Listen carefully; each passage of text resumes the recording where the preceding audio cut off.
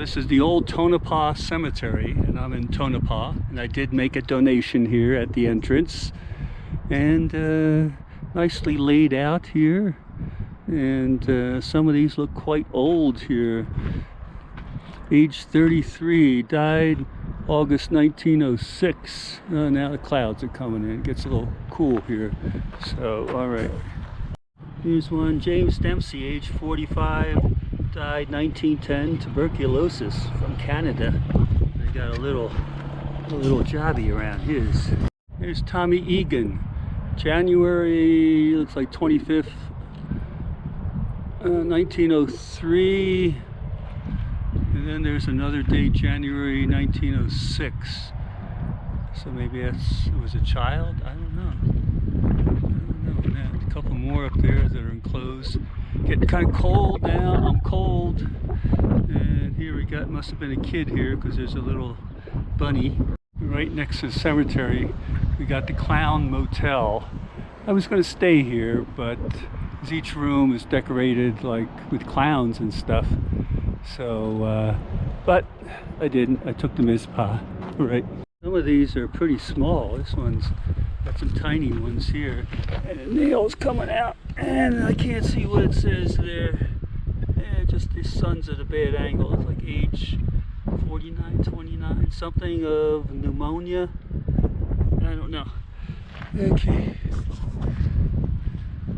Now this one, there's no marker, but there's a tree made out of wire.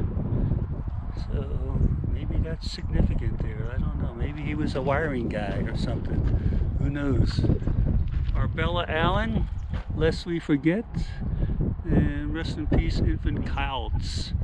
And some toys there, but no dates. I guess maybe they made the metal signs more recently and didn't know the dates. I guess a lot of toys and stuff, because I guess there were a lot of infants. Here's one. Just can't even see what it says on there.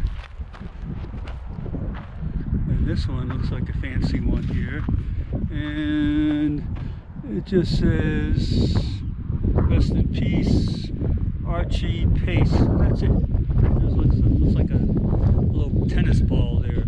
More kids' toys. Flag at half mast, just apropos. And let's walk up. Looks like a couple military ones, because they got Lieutenant E, Lieutenant J.E., FOE 271.